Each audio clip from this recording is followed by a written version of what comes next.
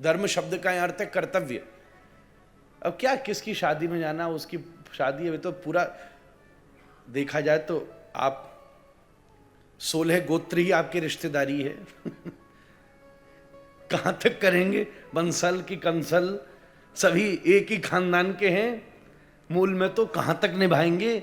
अब भाई हो गया काम, जो अपना करो आगे, अब मेरा उससे भी कोई कर्तव्यों से भी मतलब नहीं, अब मेरे जीवन का केंद्र मोक्ष है।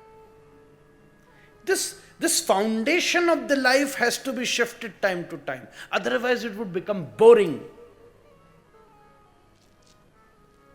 और जिसके जीवन का केंद्र बदलता रहा है वो लोनलीनेस में बोर नहीं। आप सोचे हम लोनलीनेस में बोर हो जाते हैं? हाँ, सार्क का एक फेमस सूत्र है, if you are bored in alone you are in a bad company. पश्चिम का बड़ा भारी दार्शनिक हुआ सार्क, SAARC। सॉरी मैं समय भूल गया, कहां पहुंची बात। ठीक है भैया, 15-20 मिनट तो है हमारे पास।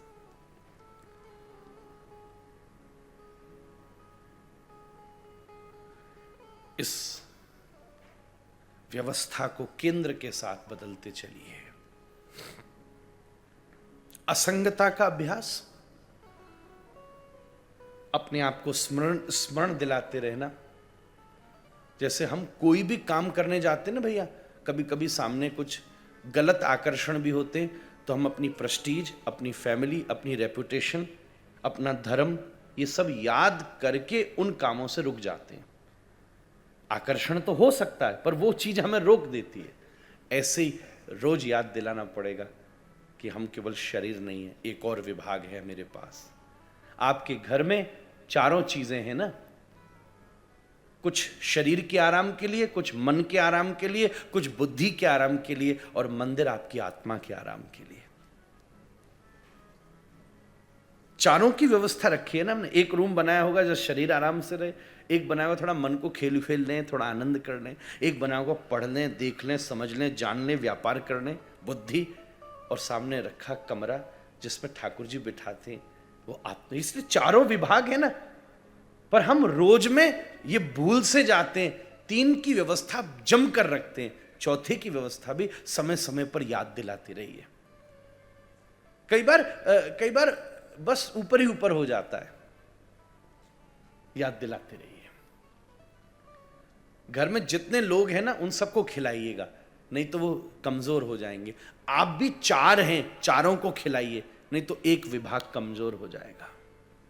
मन को न खिलाया कमजोर हो जाएगा, बुद्धि को न खिलाया कमजोर हो जाएगा, शरीर का पोषण नहीं किया कमजोर हो जाएगा, आत्मा का पोषण नहीं किया कमजोर हो जाएगी। You have to break the routine. समय समय हो, जरा निकलिए ना बाहर। हाँ, एक समय आया है, तीर्थाटन करते हैं भैया, चलो। मेरे साथ तो ऐसा सौभाग्य है कि मैं किसी एक रूटीन में रह ही नहीं सकता। ये यात्रा मेरे जीवन का वरदान भी बन जाती है। यात्रा जीवन का वरदान है भैया। यात्रा पता है सबसे पहली शिक्षा क्या देती है बाबूजी? यात्रा जीवन में महत्वपूर्ण चीजों का चुनाव कराती है, क्योंकि सब कुछ तो ले जा नहीं सकते।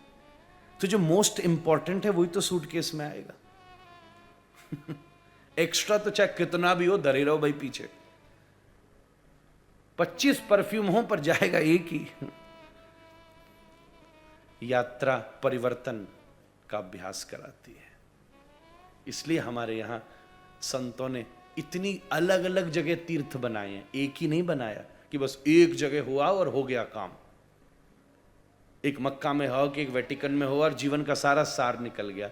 हमारे ऋषियों ने व्यवस्था बनाई, पूरे भारत के कण कण में तीर्थ बना दिए। जिंदगी भर भी करते रहे तो भी कुछ रह ही जाएंगे। कि 4 धाम के साथ पुरी, कि फिर दक्षिण की अलग यात्रा, फिर पूर्व की अलग यात्रा, फिर पहाड़ों की अलग यात्रा, फिर समुद्रों की अलग यात्रा, क्योंकि चलते रहो वो जीवन के परिवर्तन कराती है और असंगता का अभ्यास कराती है।